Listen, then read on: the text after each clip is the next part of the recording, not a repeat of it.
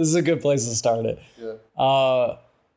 Grandma CC. I think it's a French brand. Okay. I thought it was cool, and my bad. You're good. I snagged him, so. Fuck yeah. Have you seen PacSun stuff recently? Yeah, when I was on that TV show, there was a PacSun like down the block from the hotel they were putting us up at in downtown. And I walked in, I was like, wait, their stuff is like good now. They have good shit. And for that show, like we couldn't wear anything with logos. Turns out they were a little more loose about it than I thought originally, but I'm like, I gotta buy like new wardrobe because I don't want to be like wearing the same thing every episode. So, because a lot of my stuff has like a Nike logo or a Patagonia or like a sports team or something. So yeah, I don't know. Yeah, PacSun's dope. They're like a completely different brand than when we grew up. 100%. 100%. Yeah, it's funny. Change with the times. That's what we all do, right? Yep. All right, you ready? Yeah, are we going? I guess. I'm recording. Yeah, sure. I think it would be good to start where I'm looking at your butt. Sure. Yeah. Okay, great. Just cheeks spread wide open. Yeah, how's it looking there? Yeah. Very good. How you doing? I'm doing okay. I feel like every day is just an evolution of like balancing work and personal life and feelings about the future. And I'm just trying to stay like present as much as possible. Had a moment this weekend, had our housewarming. That was a lot of fun. Yeah. You were there. A bunch of our friends were there. And I was like, you know what? Just take a moment to like appreciate this. Cause like these are the days that you look back at when you're 50 and you're like, man, that was a special time. So yeah. Although there's a lot of uncertainty about like where things are headed, and the more content you consume on the internet, the more anxiety you have. But I will say that life's pretty good. So I'm happy. Got some health things, you know, I'm type 1 diabetic, working through some of that stuff. But I got my health, and I got a lot of friends and good people in my life. So yeah, I got that. Yeah. Yeah. How you doing? I'm doing all right. I'm chilling. Man, like I didn't realize how the fires like took a lot of stuff out. I was like going through my income this year, and it's like for January and February, it's like $0. Yeah. And that's a little bit stressful. Yeah. I think we all got a slow start to the year, and my March was the slowest March I've ever had since going freelance. Wow. And use that time for some catching up on like some edits and stuff I've just like, you know, put to the side. So I think, you know, that's what you do during a slow season. You like catch up on things that you have to neglect when you're really busy. But things have a way of like balancing themselves out. Like my April's like packed, and I might actually even be out at Coachella. We'll see. There's a maybe. Talks. There's a maybe. There's talks talks. or something. Oh fuck so yeah. That's exciting.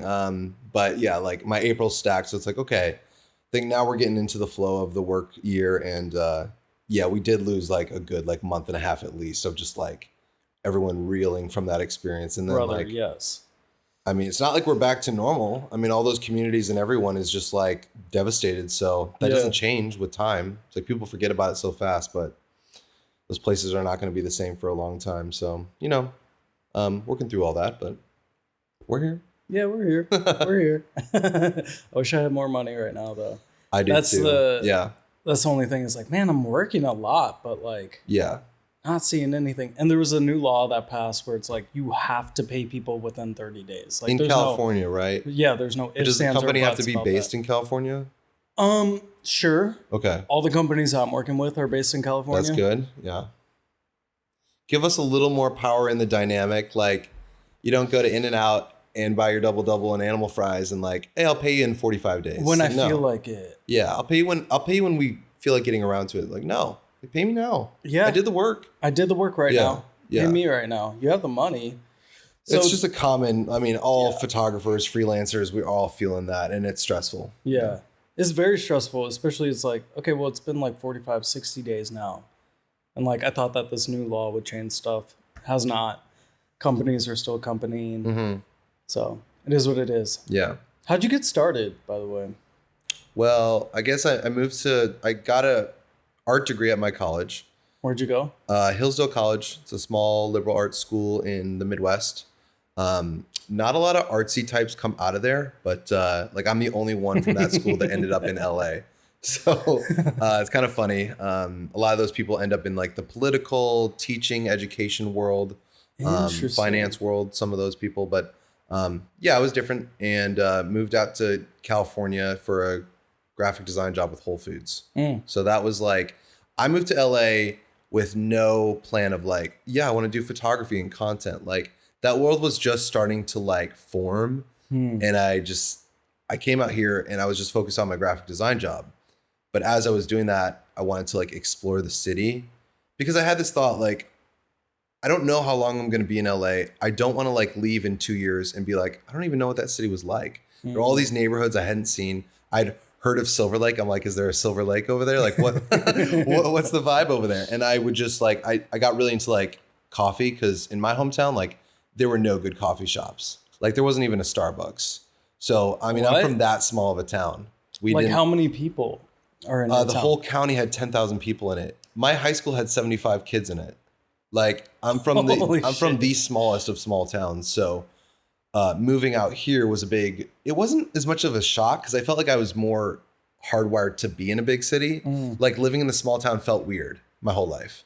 So living out here feels a little more natural, but I like never was exposed to good coffee. And then I found like Alfred's and Go Get 'Em and some of these other cool spots. So I'd like choose a coffee shop and just like walk around the neighborhood and just explore. Yeah. And with my phone, and start snapping photos of like cool interior spaces, or, you know, cool street art, or palm trees in a sunset. Like the Whole Foods I worked at had like 3 incredible palm trees, like perfectly symmetrical with each other.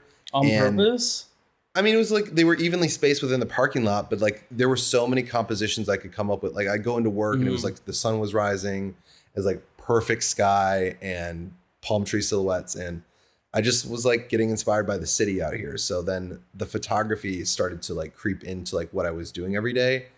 And just kept going that way. And then there was a time, sorry, my old bosses at Whole Foods, but like there was a time where I would like go into work and I got really good at my job, and I would like turn my computer so people couldn't see, and I'd be like editing photos while I was at work. And I was like, this is a problem. I should probably like leave. I should probably like just take the dive. And then right at the time I was like starting to really get a lot of work. I was like, God, like give me a sign. And then like photography work? You mean? Yeah. I was like getting a lot of like photography freelance jobs and starting to move in that direction. And I got this opportunity to go work with W Hotels for their opening in Shanghai. And I'm like, yeah, I think I'm doing some things here. Let's go. What? Yeah. Yeah, it was fun.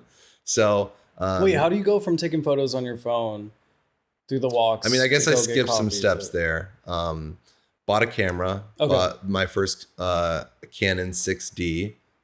So I got my first full frame DSLR, and just started networking with like some of the people that I was inspired by. Like, you know, back in the day, like Instagram had like meetups that people would do. Yeah. Like my buddy Kyle Huber, A Sense of Huber on Instagram. We've worked together for like a long time, but he did like photo meetups, and that's how I met him and like a bunch of other really established photographers in the city, and like made that connection. He liked my work and asked me to help out on a job, and then like just some things naturally developed from there, where like I was in rooms with people I was like very inspired by, and so started you know going down that path. And just I got really lucky. Like just my work was exposed to people in the right times, right places, and then just things happen where I had to make a decision to take the plunge and go freelance, and I did. So been doing that for 7 years now. So you went to W Hotel Shanghai. That was your first? No, that was like the first job after I quit at Whole Foods. Oh, okay, gotcha. So I was like, okay, like I can't keep taking like paid time off. I'm running out of it. Right. I just like, let's go do this. Let's trust that like more things will come. And that's always it's still a struggle to this day. Cause like, okay, everything you've done, you don't have much to show for other than experience and like a portfolio. And so you're just hoping that like that will keep you moving forward. And like, you know, you're just trusting that there's people out there paying attention that like want to bring you onto a project, and just trusting that process. But yeah, it gets hard. It does get hard to like have faith and put trust into that. Yeah. I mean, it's been working for you for 7 years. For me, I've been okay for like 9 years now. Mm-hmm. And it's like, it always gets scary. Like every couple months, I'm like, I don't think I'm ever going to work again. Yeah. And I've had many of those moments. Shit comes up. Yeah. Stuff comes up and I'm like, okay, maybe I'm going to be okay. And then I forget about it. And then no work comes in for a while. And then. Yeah. It's cyclical. cliche, but it's literally a roller coaster. It literally is. Always. Yeah. And I don't think that's going to stop. So you kind of have to like revel in it. Like just enjoy that ride. It's so hard to do that. Like you just want to feel like comfortable and secure. But I would say that like a lot of our best work comes from times of like, we're feeling a little desperate. We're feeling a little inner turmoil. Like we're not sure what's going to happen. And then we like ideas come from that struggle. Yeah. Like, so if we had everything we wanted and we were living a comfortable life, like, I don't know if I'd make as good of art. So it kind of comes with the price. Like, comes with the price of making Have art. you had a project that came out of desperation that you know, sticks with you? Well, I get like my response to like not getting work is like to make my own work, like to go do that passion project shoot that I've been wanting to do, like work on that conceptual editorial that it's in my head for a while. Like I just did a shoot last week where I took this, I restored this old payphone and I like took it out to this like grassy, hilly area. Wait, you took the payphone out? Yeah, I like had a couple of my friends and we like carried it. It's like heavy as shit. And it's like, and it was like, of course, an unseasonably hot day, like 85 degrees. And like, it was a lot of work. I don't know if the photos turned out, but I still proud of myself for like going out there and doing it. But yeah, when times are like, when you're not busy with work, it's like, make the work that you want to get hired for. So it's like, I want to be known for things outside of just like my niche, and I'm pushing the envelope in certain areas so that like people start to pick up on like what I already know is inside of me. So right. Yeah, that's hard to convey. A lot of times I'm like, I know I can do that, but the client doesn't know that I can do that. Yeah. So communicating like and making a client feel like they're, you know, spending their money wisely and that like they're getting their money's worth out of you, or that like they can feel confident in you. Cause like I'm very self-assured, but I'm not very confident. And those are two different things. Like I know what I can do and I know I'm capable of it, but sometimes I don't like have that like way of communicating to a client, like, oh, this will get done and it's going to happen. And like, this is the way it's going to be. So working on connecting those two feelings and just like, you know, making it happen is always a struggle, but I'm working on it. How'd you get into hyperlapses? So you went on that job with W Hotels after you quit your job. And I was already making them at that time. You were? Okay. I think I made my first one at like 2016. I'd seen like a few creators making them. Like this was in the early days. Like there were not a lot of people doing hyperlapses, but I saw a couple creators out there that were doing it. And I was like, that looks really fun. And then I just went on YouTube and like watched a tutorial, and this guy broke down how you do it. And so I just started messing with it and playing with it. And my first ones were pretty crude, but now it's very like, you know, as you're shooting them, like what's going to work and all the factors that play into it. And sometimes you just find a cool scene and you're like, oh, this is perfect for hyperlapse. And it's still always satisfying. Like I've been doing it all these years, and it adds a little flair to a video that you can't do with regular stuff. So no, you can't. It's fun. Yeah. It was just kind of playing around. I had no idea I was going to be making videos. Like that was not part of the plan either. So it's kind of like, I always tell people like I'm a drawer that turned into a graphic designer, that turned into a photographer, that turned into a videographer. It's kind of turning into a prop maker, set designer, interior designer, art director. So it's like the evolution just keeps happening. Yeah. And it's like, you don't know where the music is going to take you, but like, you just trust that like, you know, like follow what like lights you up, you know, like I think artists always have to pay attention to like what actually excites you. And then there's like the dynamic of like, okay, what pays the bills and what excites me. And if you can marry those two things, it's awesome, but sometimes you can't. And, you know, I'm always trying to aim towards like, that's why I said like, I like to do projects where, when I'm not busy, that I want to be hired for these types of things. So I want to do concepts for paying clients that I would have like loved to do on my own. Right. And now they have a budget behind it. Right. And I can get paid to make that art that I want to make. So that's always the goal. That's always the goal. Yeah. What's been like I don't want to ask like, what's the best job? What's the worst job that you've been on, or like craziest fucking job that you've been on? Craziest. I mean, I've traveled a lot. I've done a lot with like tourism boards. Like got to go to Qatar, got to go to New Zealand. Whoa. I've been to, when I was working a lot with W Hotels, they did this thing called Wake Up Call, which is like a boutique like music festival kind of experience. They did one in Hollywood here, and then they took us to like Barcelona and Bali and Dubai over the course of like 2 years. And I'm like, I would never go to these places without these jobs, but here I am because of like the art that I make. So that was pretty wild. That was a fun run we had before. That was all pre-COVID times, but would you ever visit Dubai if you weren't being paid to go? Here's my thing is like, I don't see you as somebody who enjoys Dubai. Well, we both share a mutual hatred of like extremely hot weather. Yes. like even though it's like a nice cool day and I'm like, why am I wearing a fleece? Like I'm warm, but I like this fleece. So here we are. And, but like Dubai I thought it was going to be like desert. Like I always imagine the desert is like dry and hot, but Dubai is like extremely humid and hot. Like it's still a desert? And it's still a desert. And the thing about Dubai is like, there's not a lot of culture there. Like there's not a lot of history. It's a new city. So like it's big and tall and shiny and there's all this incredible architecture, some really cool compositions for photography. But it's like, you don't get to like walk through the streets and like experience history. Whereas like I just went to Istanbul a few months ago and it was like rich with just like, oh, you can see the different eras of like architecture and like people have lived here for centuries and like a lot has evolved and changed over time. And I like that. I like Europe and Asia and like places where there's been like a lot of history. Cause that was like my favorite subject in school. So Dubai, it was really, really hot. You ever been to a country where you have to like, if you're staying at like a hotel, I keep my camera gear like on the deck outside because if you keep it in the AC room and you bring it outside, the glass fogs up. And that was the first time I'd been in a place like that where that happened and I freaked out. I was like, oh my God, like my camera's not going to work. Like, oh, what's going to happen? And like, just put it out in the sun. It'll melt or it'll dry out the droplets and everything. But it was sketchy. It was scary for a minute there. But yeah, Dubai, like if somebody wants to pay me to go there, I'll go there. But like, I will never spend my hard earned money to go to that place. Sorry, Dubai.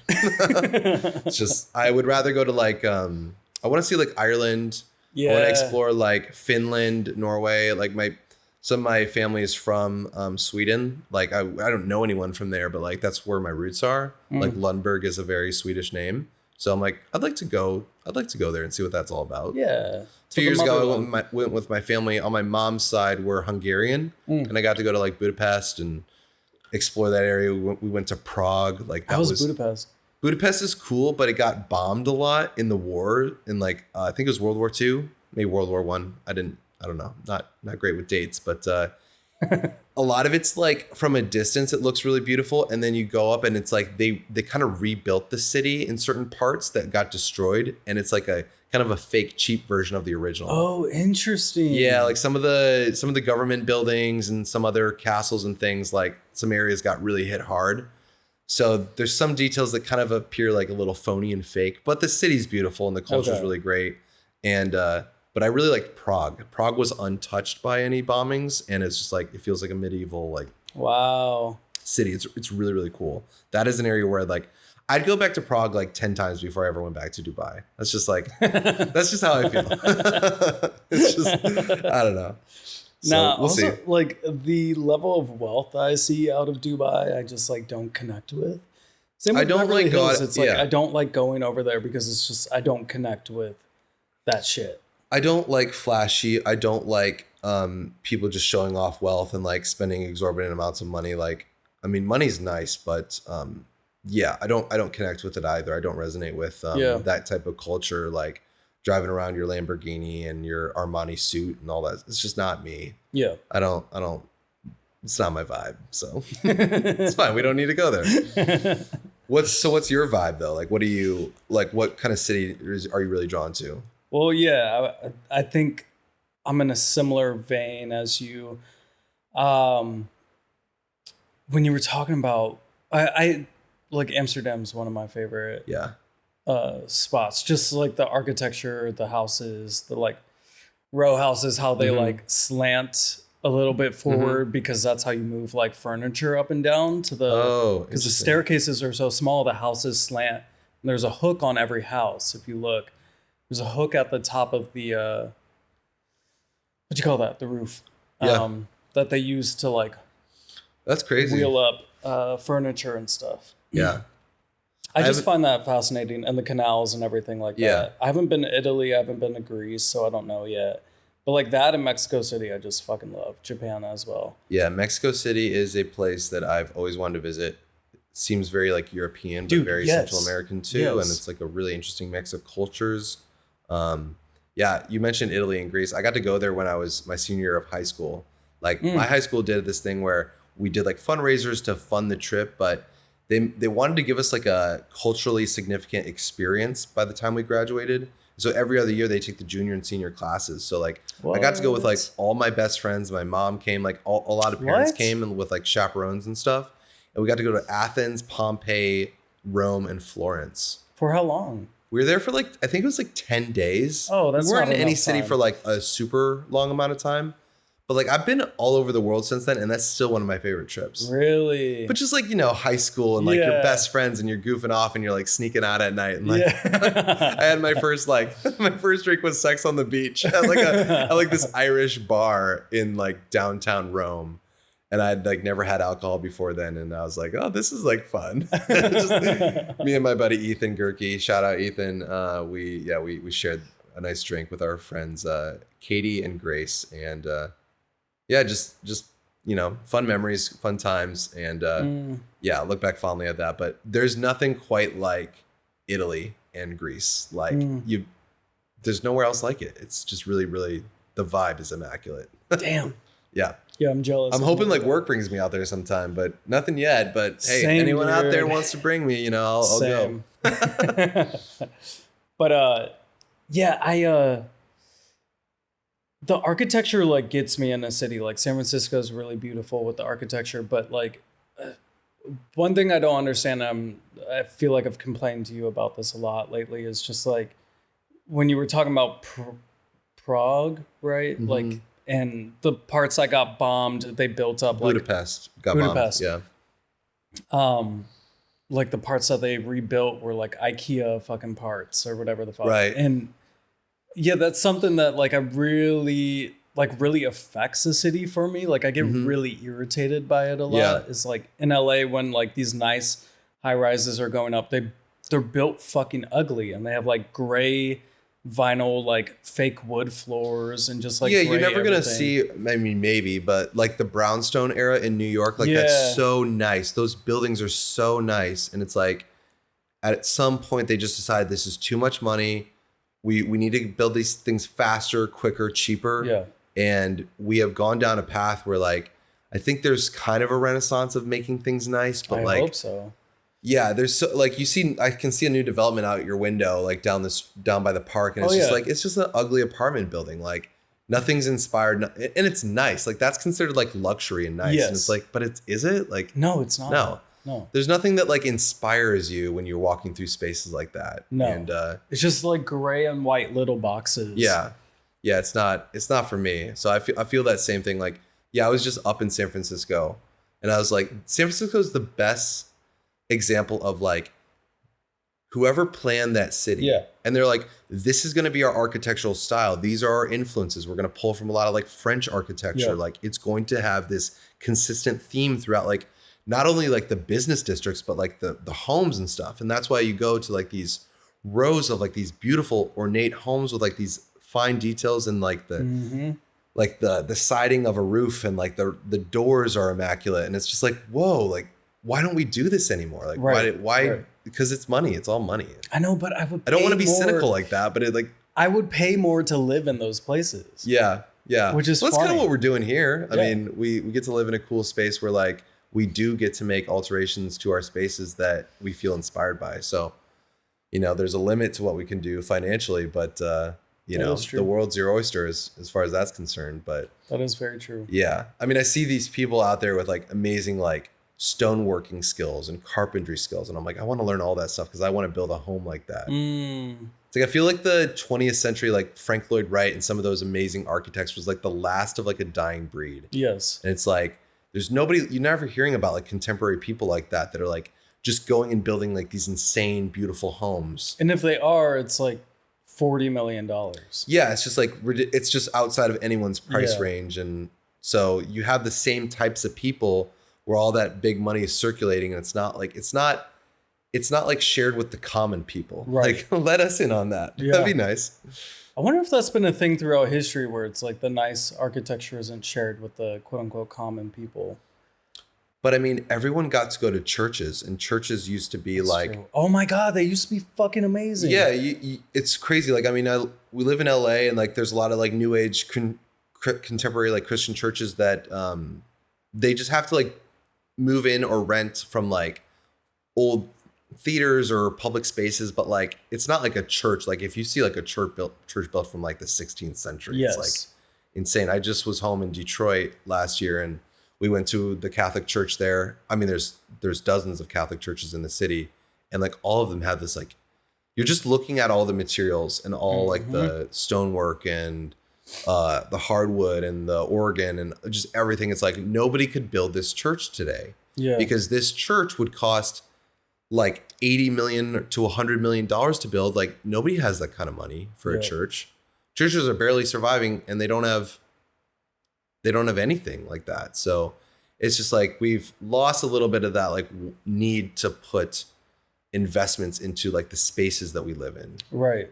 And it's like, it's funny with like interior design too, like that phase from like 2000 to 2015 of just like everything's white and stark and like simple and beige. Like we're moving away from that. And beige. We're entering our like maximal like era and like fun, quirky era. Like you've got colors a lot of cool, coming back. Yeah, colors coming back. Like make it loud, like make it fun, like mismatch some things. Like it doesn't need to be so bland. And I like that people are waking up to that, but it took a little time.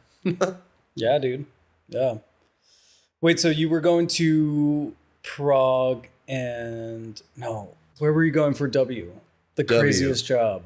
Yeah, Dubai, Bali. We went to Barcelona, and that Barcelona job was simultaneously the worst experience I've ever had because I got my camera bag stolen from me. Awesome. From right under my feet in a Starbucks.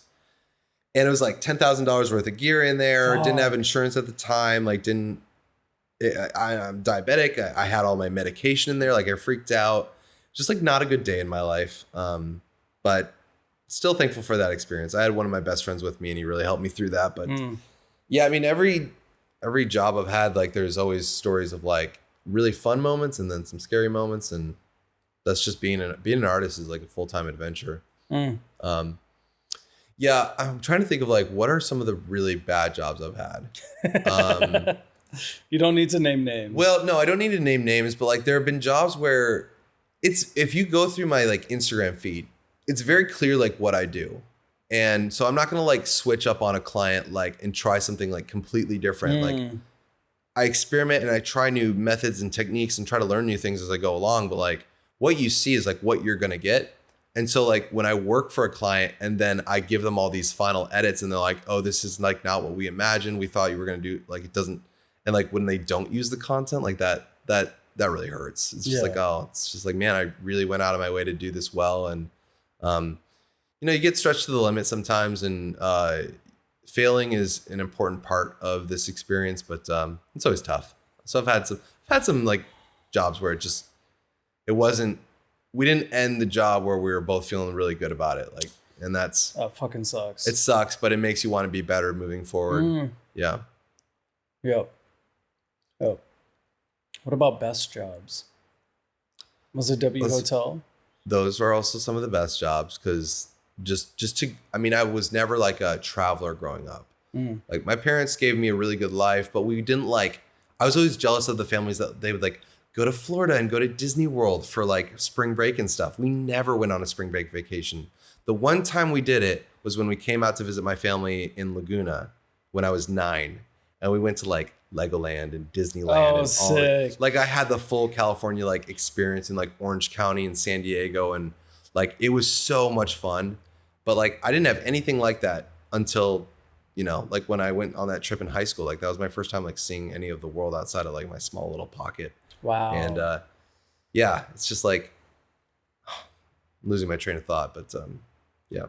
What would you guys do in Michigan during like summers and spring and all that? Like assume there's a lot of lakes there that you guys go Michigan to? has a ton of lakes. So a lot of like water sports and just like fishing and stuff like that. I'm a big sports guy. So like baseball in the summertime, like little league stuff. Like when you're an adult, you drink in the Midwest because that's the only thing that people do. And then when you're a kid though, you ride your bike around, you go visit your friends. I mean, we have all the seasons. So like in the winter, like recess was always the best. Like we'd play football or we'd like go build like, we'd have like, my school had like this really great like backyard area that like went into the forest. So like we had all these crazy adventures, or they felt like adventures, where we'd like build like a fort out of sticks and like then we'd play like King of the Hill in the snow and then go sledding and like, just like when you're a kid, you just make the most of like your resources around you. And it's a lot of fun. So a lot of sports, a lot of just like hanging out and making the most of like whatever was around. And the seasons were fun. Like snow days were always a blast. And like, I don't know, just to pass the time with that. Like big imagination as a kid. So that was a lot of fun. But yeah, the Midwest does get boring. Like there's not a whole lot going on there. So, had to get out of there. Had to make my escape. That's one thing that I don't envy.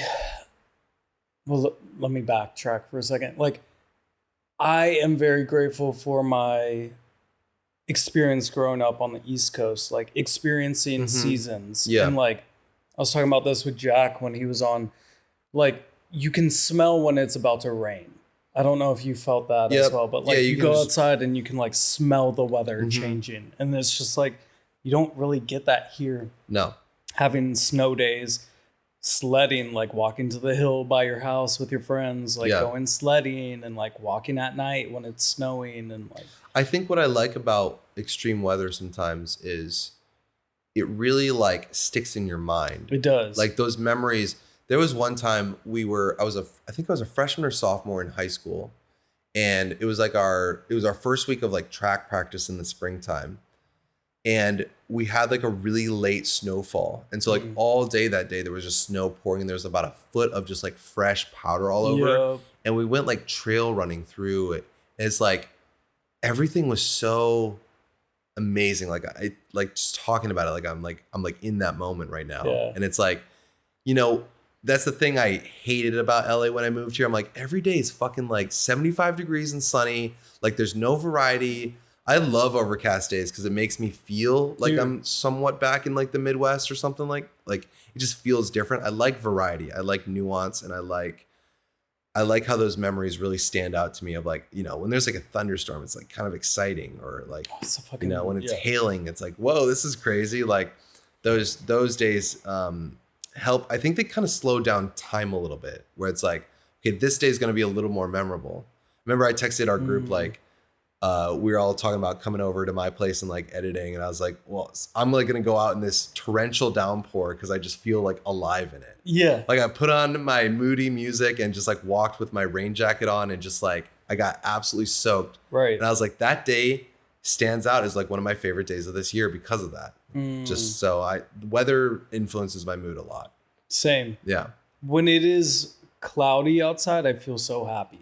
I feel I don't know why. We are different than most people. Yeah. There are people that hate cloudy days, and I'm like, I don't resonate with that. It's just different from the fucking norm, which it's always like just sunny and kind of hot here and like dry. I don't know. And having those experiences like as a kid, where it's freezing, like you have to like, did your dad have to like go and like warm the car up for like 15 minutes? And have to go scrape the ice off the windshield and stuff. It's like, you appreciate how good you have it when you don't have to do those things, because that was just like commonplace growing up. You'd have to go shovel the driveway and like the walkway and everything. Yeah. It's so great. Yeah.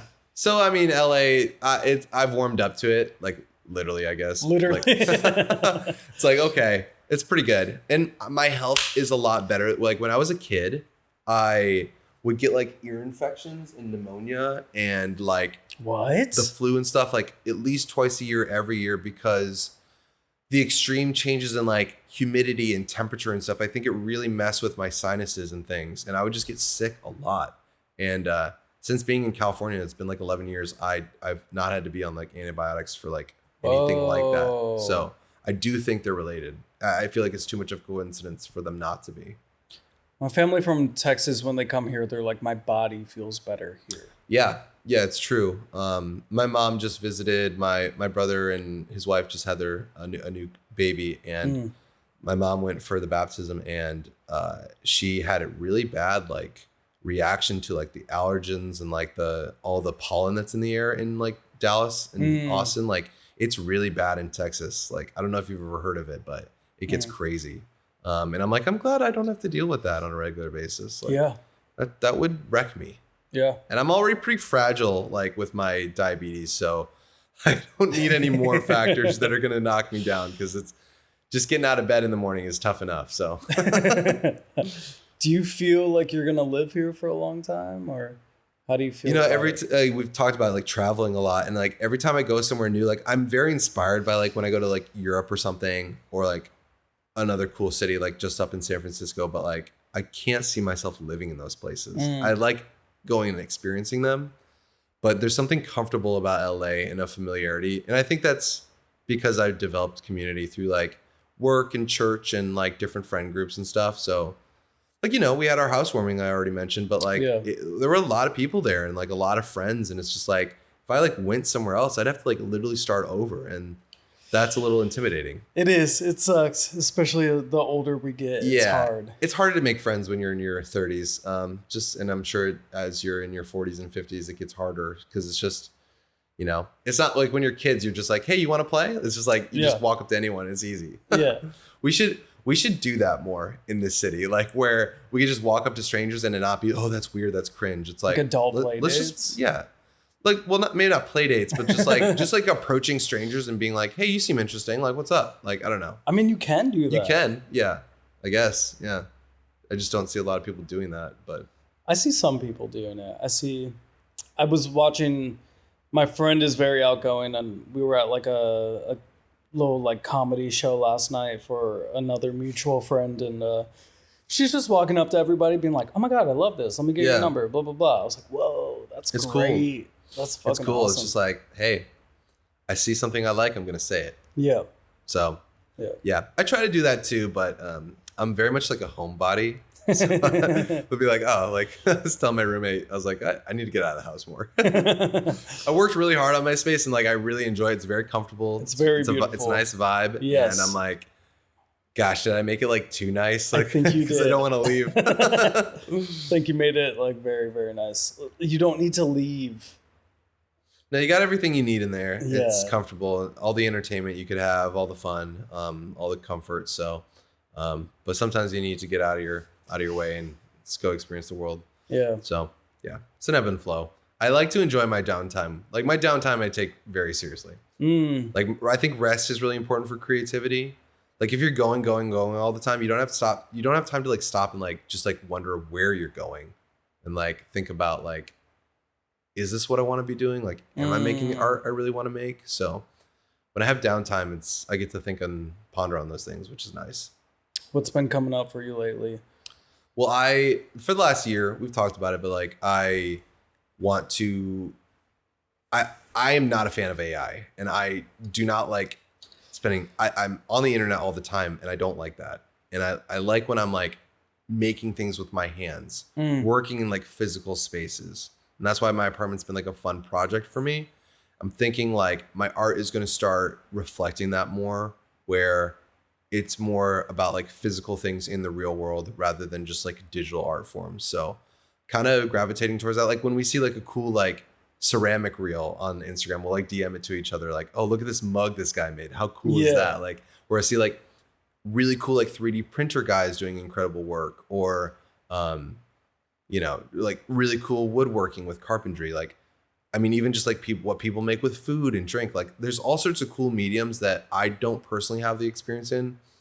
And maybe I don't need to be like the guy that has to do everything in those things, but I'd like to surround myself with people that have those skills so that I can make some stuff that I couldn't do on my own.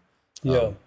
And I love collaborating. Like working on stuff by yourself is like overrated. I love like bringing friends into like a project and like like involved and making something that I know I couldn't have done on my own. Yeah. That's why I'm always like inviting you to join on the shoot and stuff. Like, which I appreciate. I love doing that. It's fun. I love like being around it. Yeah. I love it so much that I don't need to be paid for it. Do you know what I mean? Like I'm on shoots all the time where I'm just like helping out just because I'm for the vibes, I guess. Yeah. Sometimes like it's fun. I've said this for years, but like doing photo shoots is like just an excuse to hang out with my friends. Yeah. Like the other day when we did that shoot with the payphone, it was with like one of my favorite models I shoot with, Quigley. We've shot with her. And then my friend Brian and Cole, and they were both at our housewarming too. And like, I hadn't hung out with those guys like in a while, but I was like, hey, I got this thing that's like special to me. Like, do you guys want to join me? And they said yes. And it was like, I felt like it was like an opportunity to reconnect with friends. And I really like that art can do that. Because it's fun. Like, I think that's how people bond the most, by like doing things together. Yeah. Like talking is one thing, like conversations are cool, but like when you go and like work on a project together, like you really bond. So that was fun. So yeah, my photo shoots are like just an excuse to hang out with my friends. And I really enjoy that. Like, I enjoy that like my camera allows me to connect with people. Like I've met so many cool people that I would not have met without it. So dude, 100%. Yeah. Yeah. It's fun. Also like the places I get to go because of it. Not only like cool countries and stuff, but like the rooms I get to be in. Yeah. Are insane, especially in like my line of work. Is like the past week I was in like one of the most famous people's house for like a good solid 24 hours. Right. Well, now that conversation, I'm reminded of like, what's my favorite job? It's probably when I got to shoot like the Golden Globes. Like I was on the red carpet and I shot this like orbiting portrait of like every celebrity I got to talk to. And drinking a Diet Coke, maybe not the best move when you're on a podcast of like burping. That's all good though. Like I'm on the red carpet and I'm like, man, if I get like to shoot with like a handful of celebrities, like that would be really cool. Yeah. And like, look, I'm like a day one Severance fan, and some of the first people that came in. Wait, you're day one Severance fan? Like Britt Lower came in and Adam Scott came in, and like they both let me shoot with them. And then like Henry Winkler was there and he let me shoot with him.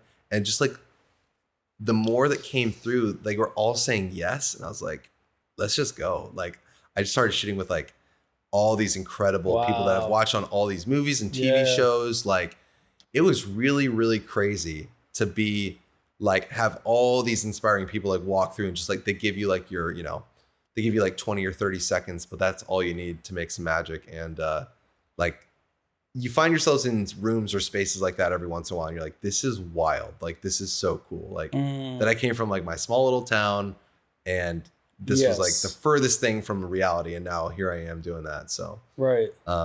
You know, it's not like those days are happening all the time, but when you do have those moments, it's like really, really cool. It's fucking insane. And it's like, yeah, I come from Baltimore, Maryland, where this was like a dream to move to LA. Yeah. I thought like all of California was like Hollywood that we saw on the movies. That's what I thought too. And then you learn that California is like not that way. Oh my God. I remember the disappointment, like being on the plane ride here with my family and we're moving from Baltimore to here. Yeah. Baltimore's a fucking rundown. It like our community was good, but it's just like not great. It's not great. It's very like poverty stricken. Yeah. And, it's like very same with Detroit. I think Baltimore and Detroit have a similar kind of.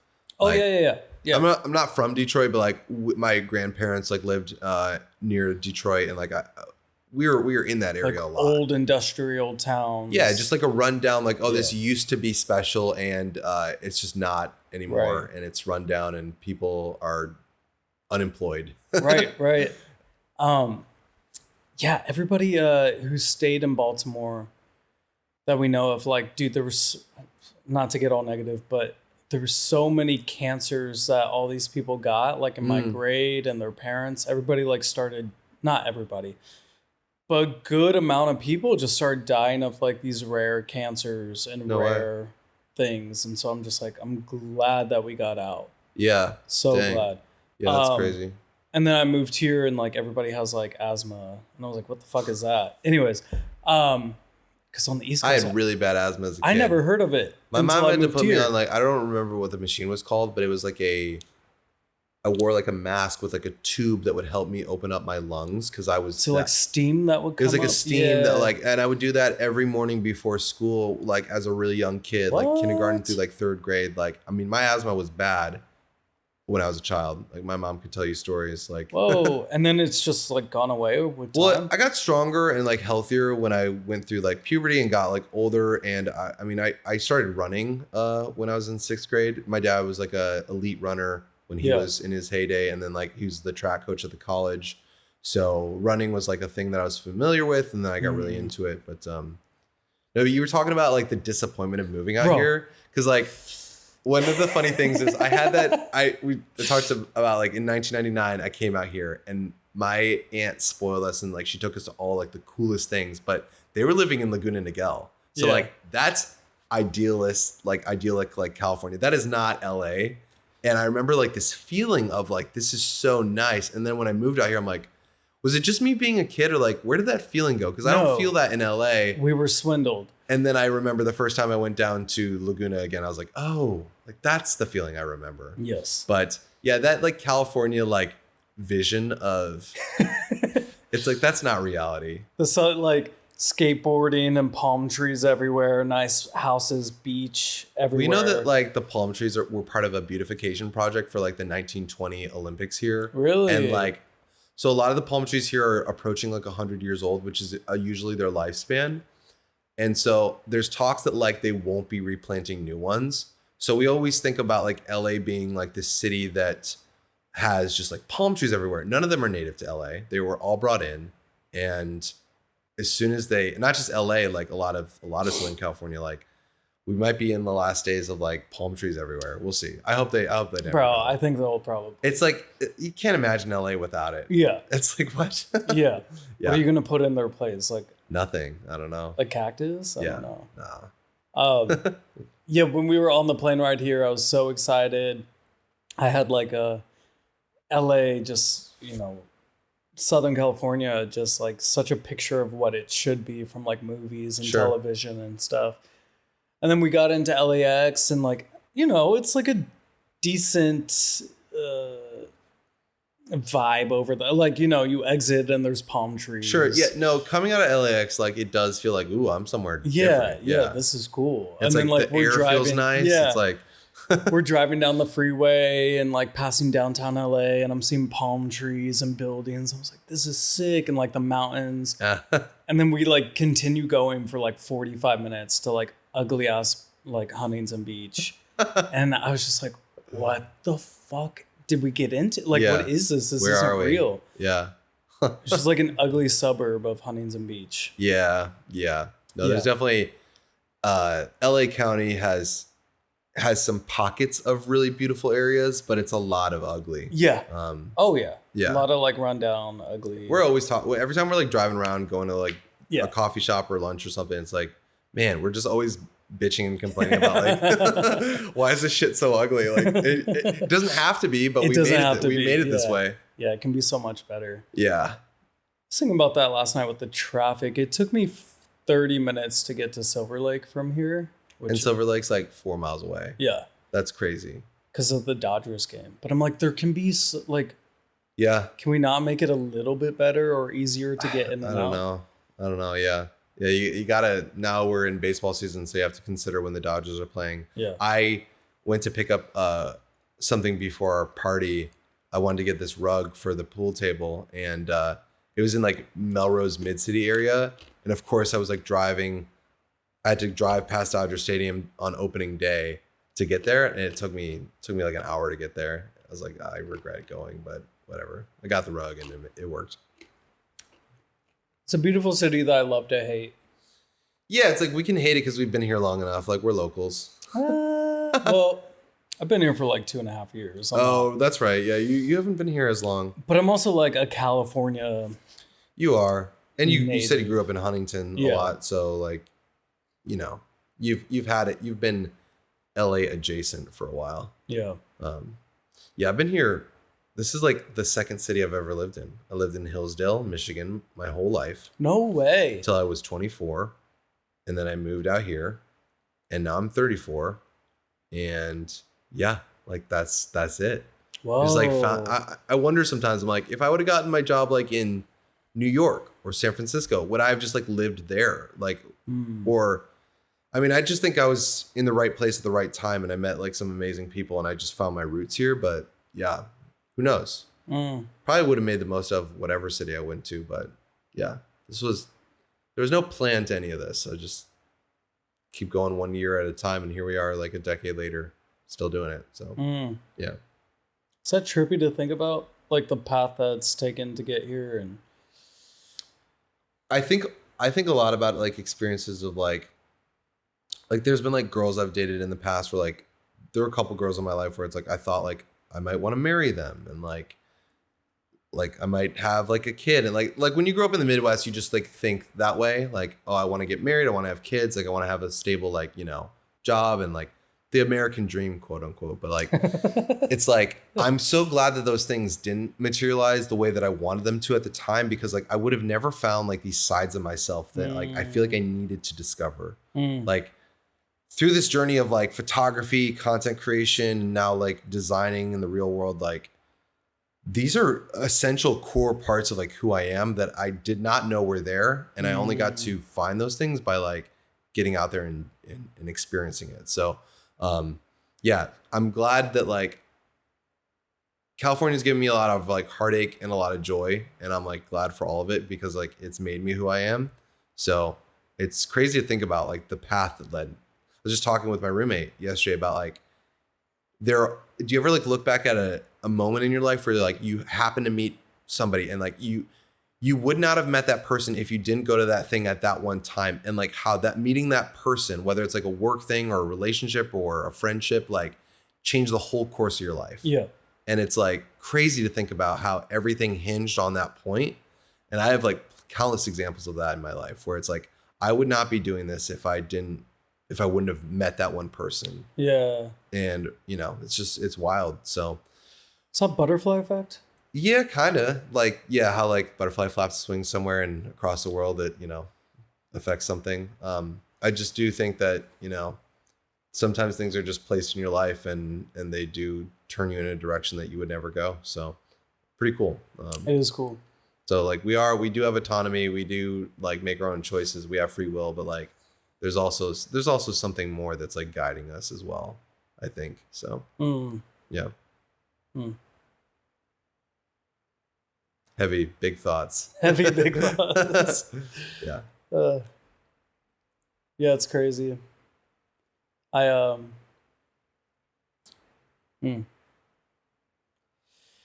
I think about that a lot. About if I didn't do this, if I didn't go here, then I like would not be here. Yeah. And there's like huge things that happened in my life. Like if I didn't have to like run from San Francisco, I would still be up there probably. Yeah. And living, I don't know what type of life. And yeah. God, I don't know what the fuck I would be doing.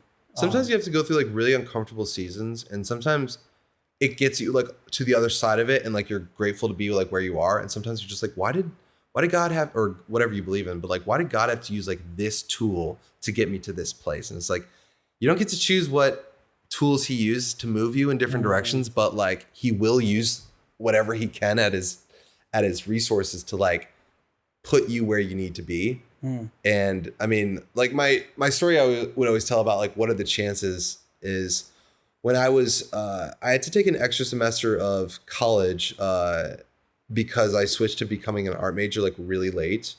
I was on a path of like, oh, I'm gonna do like study economics, and oh wow. And then I was like in those classes quickly realizing like this isn't me. Like nobody's gonna pay me to do this stuff. Like this isn't authentic. Like I was in an accounting class and I'm like, I'm struggling to even pass. Like there's no way I have a career here. So I just embraced like, you know, I've always been artistic, like let me do that. And so I had to take an extra semester of college because I changed my major really late.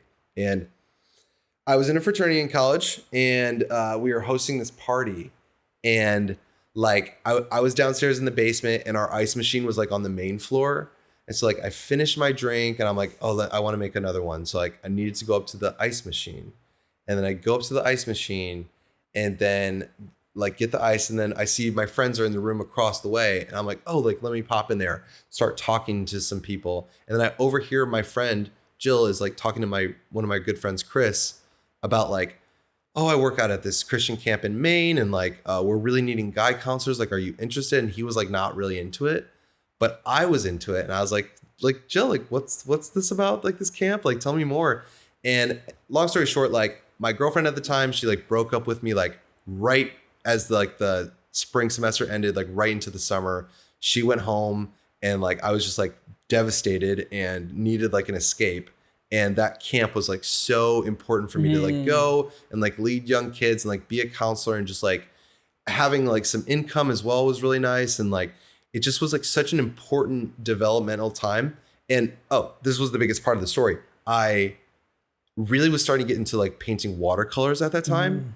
And so I was very inspired by like the scenery. This camp was out in Maine, and Maine has like some beautiful coastal cities and like amazing scenes. And I just was like, I've never seen places like this. I'm inspired. And I painted like maybe 20 different watercolors of like lighthouses and stuff. Oh, wow. And I didn't like go to the places and like paint from like I would take photos or like find reference photos, but I was just inspired like being in Maine. And that was a huge part of my senior art show, is like all those paintings. And I just think about like, what if I like would have not needed another drink, or like what if I wouldn't have gone in that room? What if I wouldn't have heard that little like 30-second window of a conversation, that would not have happened, and I would have missed that whole experience. I'm pretty sure. Yeah. So it's like there was something in the air that like forced me into that zone where I could be ready to receive this like incredible experience. And it was a life-changing summer in my life. So, really, really important time, a really difficult time, but like, yeah. And there's so many examples like that. If I can think of another one, I'll tell you, but, there's always things like that happen that, give you some peace of like knowing that you're in good hands. So dude, yeah. That's beautiful. And how my career started was like, I was at a coffee shop with a friend, and like, I was like, man, I don't want to be doing this final.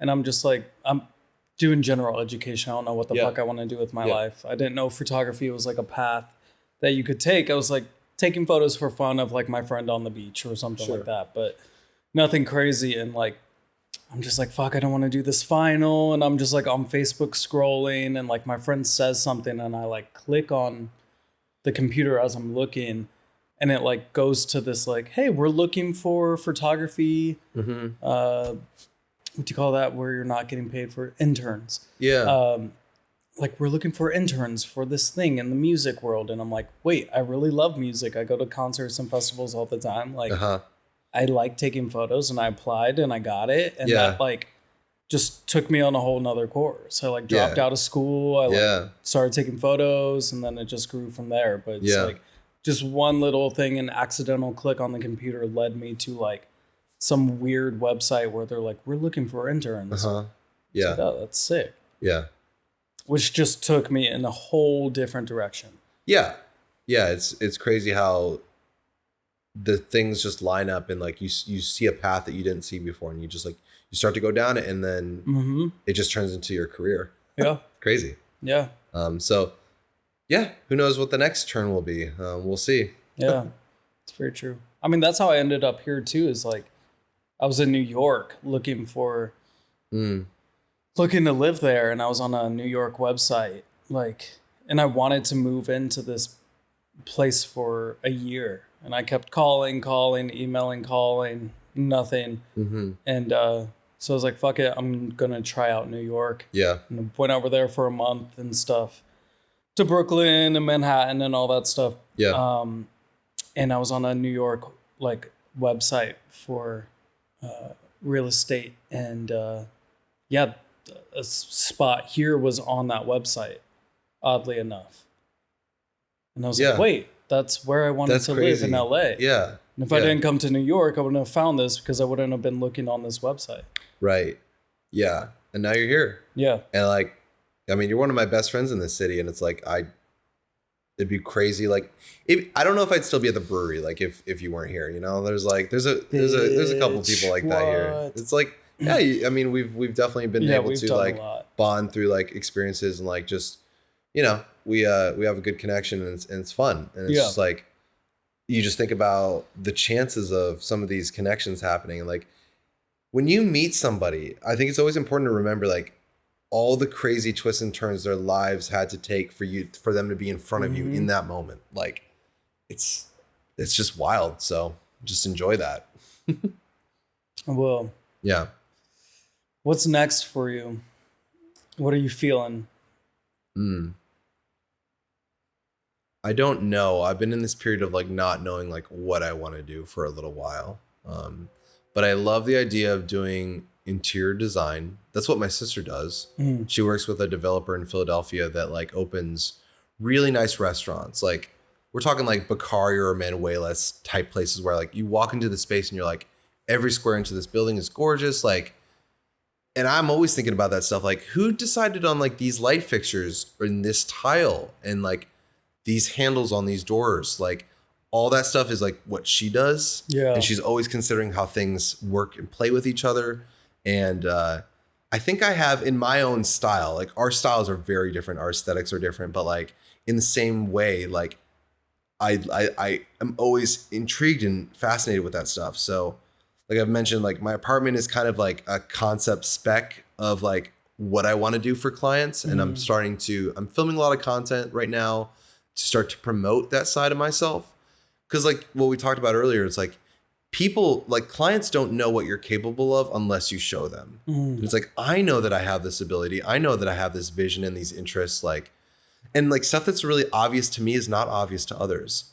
They'll come in and they'll see like, well, where'd you get this thing? And I'll be like eBay, Facebook Marketplace. Like it's obvious, but it's like for them, it's just like, they don't think in that same way. So understanding like how you're different and like how you see the world as like a superpower is kind of fun. So, yeah, I do think I want to see, I've already mentioned, but like doing more physical work, like working in reality in the real world and designing spaces is like really fun. Like I remember the first time I went to like Good Times at Davy Wayne's and we saw Liz and Brevi perform there.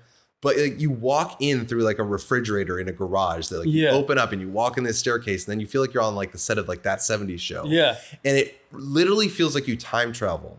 And it's like, that's not by mistake. Like I talked to the owner and he was like, oh yeah, like when our dad passed, like he had all this cool vintage like bar stuff. Wow. And we took that and ran with it and like wanted to like, Davy Wayne's is like inspired by their dad and like they wanted to like create it as like a homage to him. And I'm like, that's so cool. I feel like I'm kind of doing that here. Like we live in the old Pabst brewery. And so I have like a few like cool, like vintage, like Pabst, like signs and neon and stuff. And it's like, I always like playing into like history and nostalgia, but like making it feel modern and cool and like comfortable. So I really enjoy it for my own space. And I'm like, I can't wait for like my first client where like they're bringing me on to do that for them, whether it's like at their coffee shop or their bar, or maybe it's somebody's personal space. Like, cause my mom and I were talking about like, it'd be cool to do like, cause you know how obsessed I am with like Michigan and like the Detroit Lions and all that stuff. It's pretty obvious. If you're ever in my space, like you'll see a lot of like cool, like vintage memorabilia and stuff like that. And it's like, I would love, like, let's say you got like a huge Dodgers fan in this city. Like, let me come design your man cave. Because I'm not going to do it like the douchey, like cliche, like ugly cringe way. I'm going to do it in like a way that feels like I want you to feel like you're in like a little private like suite at Dodger Stadium that was like curated for you. So it's like, I want to do stuff like that. And I know that like I'm good at finding and sourcing the right things. And I've got like the taste and the skills for it. So I just need like the clients. So that's why I want to be promoting myself over the next few months of like, hey, I can do this. You might not know I can do it, but I'm letting you know that I can. Yeah. So we'll see where that goes. Cause I mean, I love sports and I love music. Those are the two things that like really influence me the most. And I like to be inspired and bring those things into like spaces and stuff. So we'll see what happens. Cause that'd be a lot of fun to do it. And it's still like, it's like related to what I do because you still have to film it. You still have to like take photos of it. So there's still like that side to it.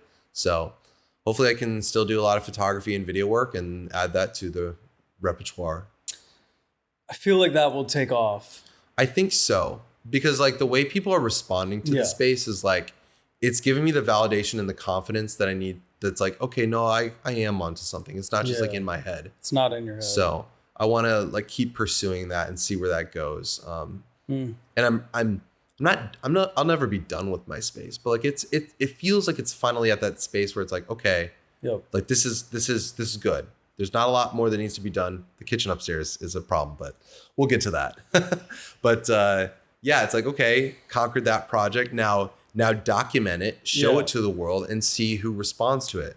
And that's what's cool about the internet. It's like, as much as I hate on it, it's like, it's given me my career, and it's really amazing. It fucking changes people's lives. You're one like Instagram reel or one TikTok away from like your whole life changing. Yeah. So I think I have to have that attitude about like this content I'm about to make, of like this interior design stuff I'm doing. Like just one thing needs to take off, or one person needs to find it who has some money, and I got a new client, and boom. Like take that next opportunity. That just leads to more. And I want to like bring my friends into it. Like my neighbor Rick helped me with this paneling job I did. Like I got this cool collaboration with the Wood Veneer Hub, and they make like custom, or they make all these different style like wood paneling stuff. But I wanted to do something like custom and different, and it required some like carpentry and contracting skills that like I don't have. And Rick was awesome and like handled it so well. And like I had the vision and he had the skills, and like together we like made it happen. And I'm like, I want to see this like exponentially grow, where like I know what I want. I can't do it myself, but like I know a guy, and see where that goes. So that'd be fun. Develop that business. What about you? Like what do you feel like is next? Well, I just want to touch on like speaking about that, like your energy just fucking went up like a couple levels. I don't know if you noticed that. No, I noticed it too. Yeah.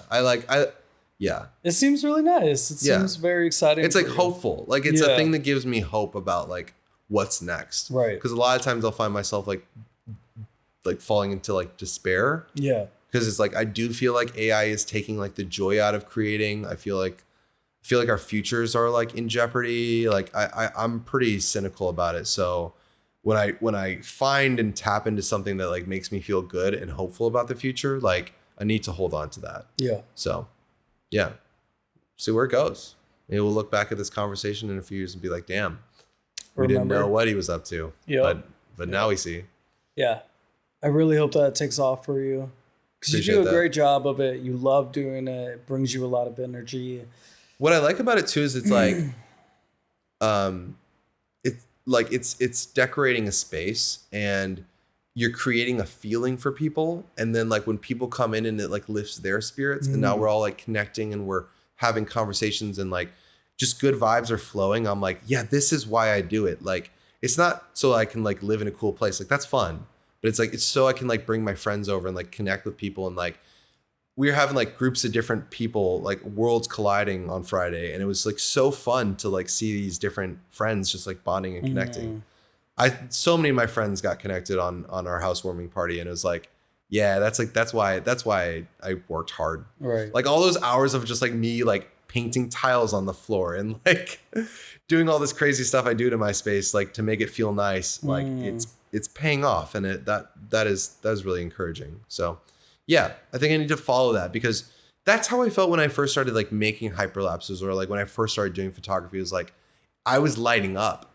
It doesn't quite light me up the same way anymore. I don't hate it by any means, but it's not, I don't get that same joy. Right. And I think that's just being a human. Like your interests will shift.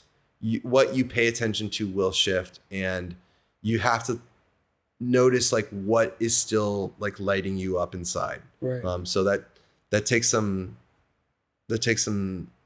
skill to be able to observe that and notice what you get excited by. But yeah, I'm excited by what I've done to the space, and like how it can evolve my career a little bit. So yeah, see where it goes. Let's go. And you've done a really cool job with this space. I mean, it was a nice space to begin with, but like you've added some pops of color and like this awesome sofa and like some other good design choices. So thanks. Kudos. Yeah, I need to fix some things, but it's coming along. Why is it that like when we've both invested some time and money and work into our space, but we're always like, oh, don't look at that thing. Like, there's all this other stuff that I'm like, this is great, dude. And you're like, yeah, but it still needs work. It's like, I'm the same way. Like, I'm the same way.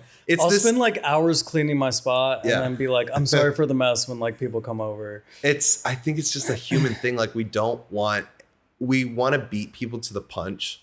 Like, you don't want me to call out something. You just want to be like, hey, I'm aware. I'm aware it's imperfect. So like, don't tell me it's imperfect. Cause like, I know. So, I don't know why it's so funny, but it is so funny. Yeah. It's not finished yet. I mean, there's still obviously needs to be, nothing is like finished here. Yeah. And I know what I mean? Like, it's still like, okay, that needs to be worked on. I need a new. So I'm just in my head all day being like, okay, I need that. Yeah. I don't have time nor money for it right now. So it's like, it's in you got to put it on the shelf on hold for a little while. Yeah. I was going to say, like, I think being artists is about like, you see the potential of what the world can be and how life can feel and look. And it's like, you're always striving to like get there, but as long as you understand you will never get there, you'll be okay. But like, it doesn't stop you from trying. It's like, nothing's ever going to be perfect. Nothing's ever going to be finished. It's a superpower, and also it can make me very cynical at times. Yeah. Depending on your mood that day and what's going on. Yeah, for sure. Like, man, this can be so much better. Yeah. And it's like, shut the fuck up. My brain is a constant like, well, I was saying like a realization I've had about myself in the last few years is that like my greatest strengths are also like my greatest weaknesses. And it's how I'm using that ability or that weird quirkiness about myself. Am I using it to my advantage or am I letting it destroy me? And sometimes I do let it destroy me, but like other times I'm like, oh, this is the light side of like that quality of myself.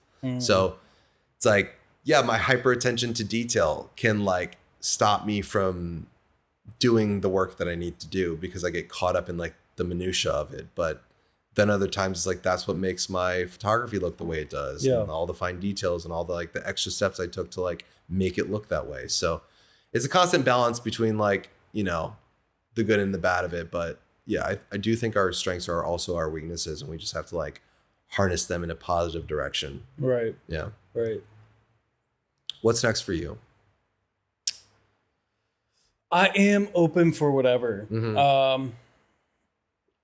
There is a video project in the works, which I'm excited about. It's been like 3 months of just like working on it, and it's finding the outfits for it. It's such a niche outfit that I tried making it. I've tried, you know, Instagram story after like, you know, posting on asking stylist friends and asking ChatGPT where I can get these fucking outfits because I can't find them anywhere. Yeah. And so I tried making them and I tried sewing and it just like was not working. And so I gave up. And finally I asked like I was talking about the project with a friend and he's like, wait, why don't you just use these outfits over here? It's like called a ghillie suit. It's like a camouflage suit. Is that what you posted on your story the other day? Yeah. Okay. Yesterday. It looked really cool. I'll show you some stuff. So nice. It's gonna be like a dance. I want to be careful about dance videos because I don't want that to be my niche or whatever. But like, I know what you mean. Like when everyone was getting like TikTok famous for like dancing, I'm like, you better really like dancing because like that's what you're gonna have to do if you want to hold this audience attention. Like, I'm pretty cautious about like there are things that I like kind of want to do, but it's like if I do that, like now it's gonna have to be like my thing, and it's like I don't know if I want that to be my thing. No, So I want to be cautious about like a dance video, but it's the suits allow a lot of movement. Yeah. And beauty. They feel very like loose and fluid, right? Yeah. They're like, it's for people listening, it's like suits that you put on with like string hanging off of it. So if you make a movement, the string. Yeah, they'll fly and move. Yeah. Yeah, it's very beautiful to watch. And so we're doing like a coming of age story, like type of vibe with like 5 dancers and 5 of these suits, and then doing a different day of the 5 dancers like painted in all silver. and laying in the LA River around like with water like flowing. And if you need help, hit me up. This sounds really cool. I will. But yeah, it's gonna be photo and video, and yeah, I want to do a lot of editorial stuff and a lot of like higher fashion campaign work. Same, yeah. That will come when it comes, but yeah, right now I'm just gonna do stuff that I enjoy. I mean, work's fine. I feel like my work is and my clients are like getting better and better with each year. That's good.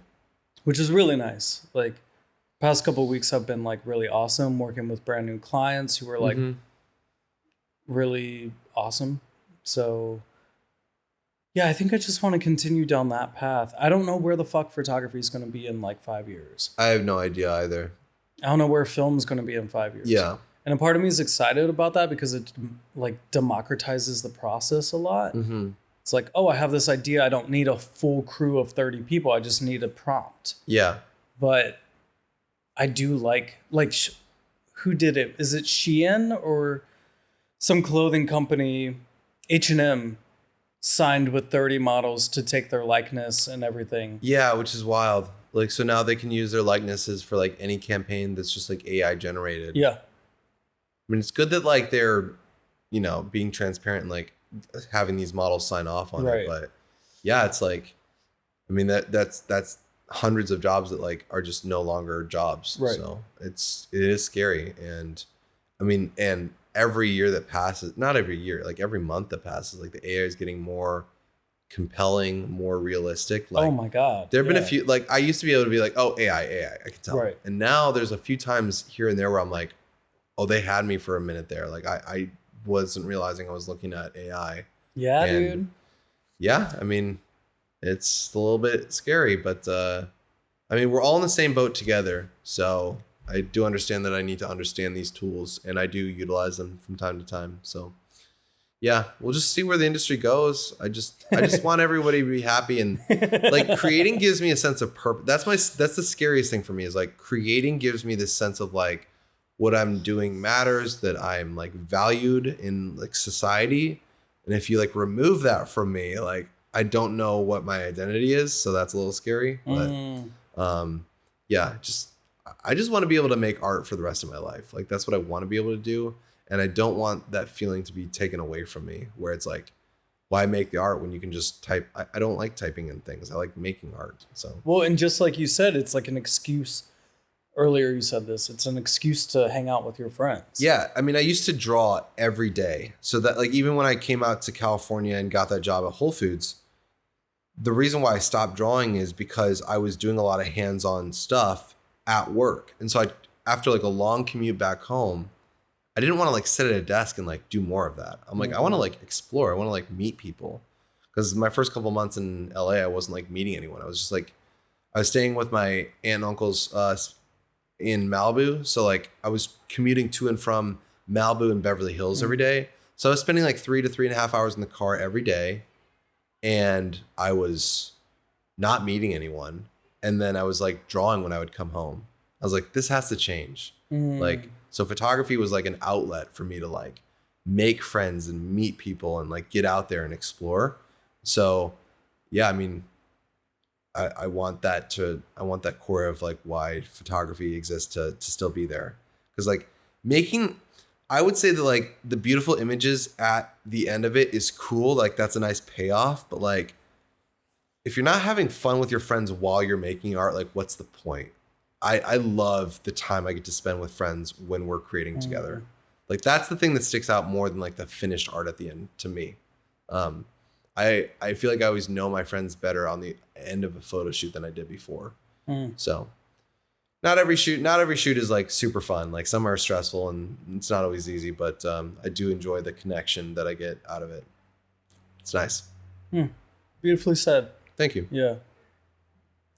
Yeah, it's going to be interesting to see how the next couple years go. I just think nobody knows. Nobody knows. No one has a clue what like the world's going to look like in 4 or 5 years. So. Nah.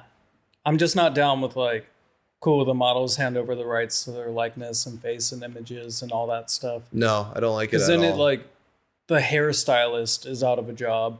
Yeah. And they like to go to the Starbucks or to this mom and pop coffee shop before they go to work every day. And now they're out of work. So then that coffee shop loses money. Yeah. The chain like reaction of how it affects people. It's like, yeah.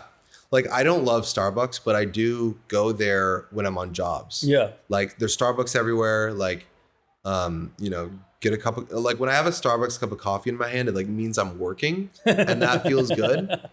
Or it's like I'm doing something, like I'm driving across town. Like it's because Starbucks is so convenient. So it's like they will not get as much of my business if I'm not working. Right. Like, so it affects them. It affects everyone. Yeah. So it's like, I don't know if some of these big brands like H&M are considering that when they're making these choices. No, they aren't. It just saves them like, you know, it's their bottom line. 1% of money each year. It's all shareholder value and stuff that they're trying to preserve and trying to make more money next year to make more money the next year.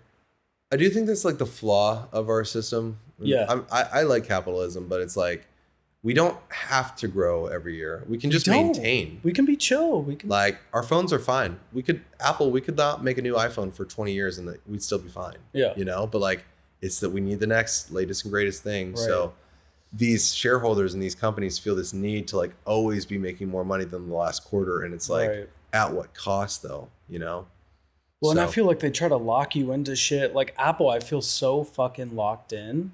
Yeah. To their ecosystem. Well, my friend Kevin Perry is like this incredible like illusionist video creator. He's like one of my favorite creators on Instagram. And he just posted this story. He's like, I'm done like doing the whole cloud thing. Like if I lose photos from 2015, like so be it. If I lose my phone, like whatever, but like I'm not going to be like a slave to this thing where I have to keep buying more storage every year. I got to upgrade your storage because it's an infinite loop of like, okay, you have like 500 gigabytes of memory and you fill that up. Okay, now you have a terabyte and you fill that up. And now you need 2 terabytes. And it's just like it endlessly goes. And it's like... That's me with Dropbox. Yeah. But it's like at the same time, it's like sometimes it is nice to like go and scroll in your old phone and be like, wow, look at that photo. Like they're attached to our memories and like our identity. So yeah, they got a chokehold on us. But yeah, it's fun to think like, I don't need to do that. Oh my God.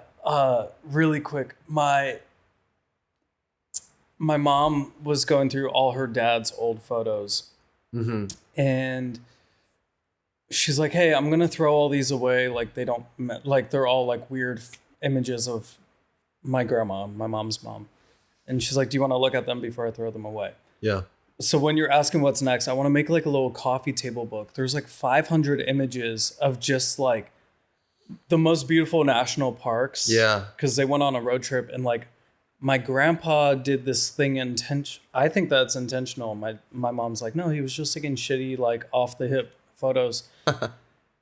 But it's always like the back of my grandma's head or like the side profile of my grandma's head with like the like Yosemite behind her or some shit, or like her clothes are matching the colors and the scene. And I was like, wait, this is amazing. It's like, and my mom's like, nah, these are like trash. I'm like, I love to see these because like intentional. The way I'm imagining them is like, we could make like a match cut video out of these. Oh, like if you have enough of like where the poses or the framing is like similar enough, like we could make a little video out of it. So you could do like your coffee book and make like a video to promote it maybe, but that would be cool.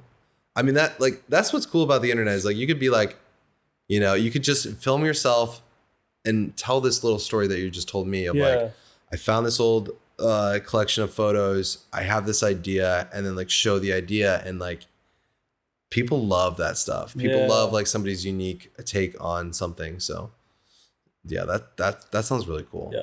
I need to get physical again, like touch images and scan I like operating in the physical world. I think it's important. Walk out barefoot, touch ground, you know.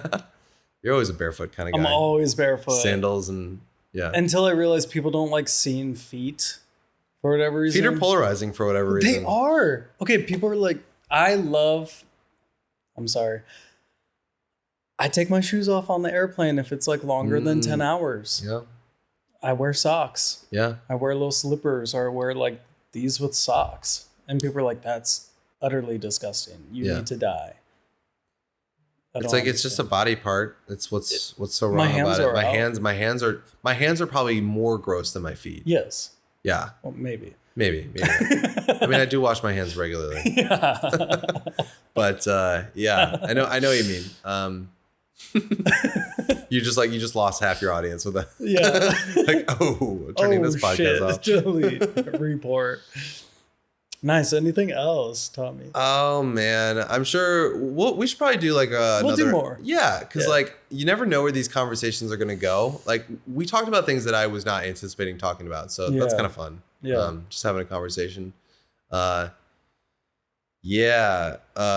Man, you were asking. Okay, one of my favorite jobs as well was I got to work on. Like I love sports, and I got to work on the 25th anniversary with Fox Home Entertainment for the Sandlot movie. And so like all the actors from that were all kids in the 90s. And now they're like a couple years older than me, but like they're not much older. Like we went to Angel Stadium and Dodger Stadium and like I photographed with them. They like threw out the first pitch and they did all this stuff and it was like this press whole thing for the re-release of that DVD or whatever or streaming. And I'm just like, this is crazy. Like these kids that like have these iconic lines in these movies, like, you're killing me, Smalls. Like I'm photographing that actor and he's a grown man now with kids and we're in Dodger Stadium where that's the whole like beginning of that movie. And it's like, this is just really cool. Like, I don't know, like those 90s nostalgic movies like really get me. And so that was a fun one. I was trying to rack my brain to think of like, what are some of the cool jobs I've done? I've done some cool ones. I've had a pretty kind of crazy run of like just really interesting jobs. And I mean, I do have like my pre-COVID career and like my post-COVID career. They look very different for me. I used to travel all the time. Like I was constantly, like I worked a lot with hospitality. So like W Hotels, Renaissance Hotels. I was working with Marriott a lot. And I haven't worked with them since COVID. So it's just like you have these big shifts in like who your clients are. And like I said, like I was not like a traveler growing up. Like my whole family's like, they were calling me like Mr. World Traveler, like sarcastically all the time. I'm like, they it wasn't like out of spite. They were just like, oh, Mr. World Traveler. And I was like, yeah, I guess so. But like, I would not be doing this stuff if I didn't have like clients paying for it. So just funny how I kind of mold and bend to like whatever reality is like presented to me and try to be resourceful and make the most of that and try to make art wherever I am. So yeah, it's my career looks a lot different now than it did a few years ago, but still doing it, still making it, evolving, like seeing where it goes. Yeah, very excited for the next chapter though. I don't quite know what it's going to look like yet, but I think it's starting to take shape. So yeah, next time we have a conversation, maybe something will have changed. We'll see. It's going to be great. Just put a video out there. I know I'm such a perfectionist and I'm trying to kill that part of myself a little bit. Like murder that part of yourself. that bitch. Like I just want to like murder it. I just want to like get stuff out there. Cause like your videos don't have to be perfect. Not everything has to be finished for it to have the impact it needs to have. And I'm working on that and trying to uncouple that part of myself that like needs things to be like perfect in order for me to post it. So, and that's the way the world is evolving too. It's like most content you watch is just like people filming on their phones. Like it's very low production value. So, I think I can still do the high production stuff too, while doing like some low effort, like easy content. So I'm working on that as well. Like one thing I'm doing is I'm going through like, I've been shooting BTS for the last few years of like photo shoots and then like always telling myself like, oh yeah, I'll get around to like showing like, here's the behind the scenes. Here's how I got the shot. And I just would sit on that stuff for months and then years. And I just like never would post it. Like there's a video I'm editing right now where I shot this concept in like 2020 and it was a really fun, like black and white themed post and, just like never got around to making the BTS, but I have the footage of me like filming the hyperlapse and everything. So I'll be posting that in the next week and just like, okay, let's like close these open tabs in my brain and like create space for like new ideas and just get it out there. Just put it out. Cause what's the worst that can happen? Like people don't see it. Fine. People don't see it anyway. Yeah, I'm kind of cynical about the algorithm, but like, no, it blesses you and then it takes it away. Yes. But you gotta like just appreciate when it rains, it pours, and it's really good. Right. And then when it's a dry season, you just keep making through that whole season, and something will pay off. It's like the lottery. It's like eventually something's gonna blow up and it'll be good. Yeah. So I was just working on this event with Facebook, and they had like a panel at this event of like all these people whose lives have completely changed because of videos that they posted. And this one woman takes old furniture and, you know, goes thrift shopping and then redoes it. I've seen a bunch of her videos. I'm sure you've seen some. I forget her name, but yeah, she's like, oh yeah, I just started filming with my phone, and like I don't need big production value, and like now my pieces are going for like sometimes over $10,000. Crazy. So I find for $30 in a thing. Right. Just because they're attached to my name. Right. It's like, whoa, it's insane. Like the fact that you can post a video, you can post a couple videos, and it just change your entire. Yeah, like I need to do that with like a few of the things, like that phone booth I restored, the Dodger Stadium seats I restored. Like you helped me go pick those up. Yeah, that was awesome, and now they look great. And it's like, it's so easy for me to just be like, okay, I did the thing. Like I don't want to like go back and like film like content, but I need to do that because I think that's going to open up some doors. I think a lot of people would be like, oh, you could do that for me. Like I want that. So yeah, you got to show people. People need to be spoon fed this information. They are not good about like connecting the dots. Yeah. So, I mean, yeah, we'll see what happens. Cause I'm starting to get a picture of like where things should go. So it's like, it's pretty clear like what I need to do. It's just like, do I want to do it? And like, yeah, you do, but it's time consuming. It's time consuming. Yeah. Even if it's not perfect, I'm not going like above and beyond, it still takes a lot of time. Yeah. It's like even thinking of like the right text to frame like a video in, like how, like what's the premise I'm opening up this video for?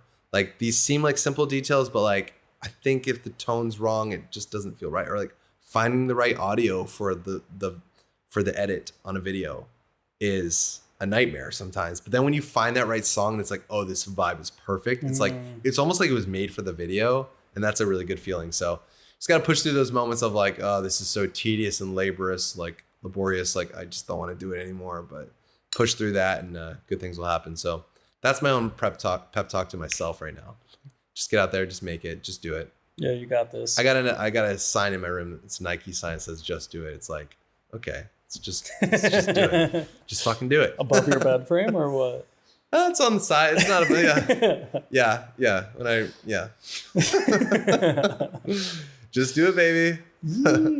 Yeah. Well, this is a really fun talk. Yeah. Thanks for having me, man. Thank you. Thanks. You've had a lot of like my favorite creators in the city on it, and honored to be among those guests. And, more to come. More to come. Yeah. You should talk to my roommate. I would love to hear some of his thoughts on graphic design and branding and all that stuff, because he's got a lot of interesting thoughts on it. So that's my rec. Cool. Shout out, Jack. We love you, man. Jack. We have two great Jacks in our lives now. We do. We got Jack 1 and Jack 2 men. That's good. But Jack 2 man's Jack number 1. He's the first one I met. But Jacks are great guys. You can cut that part out. All right, bud. Yeah, thanks. Appreciate you. It's good.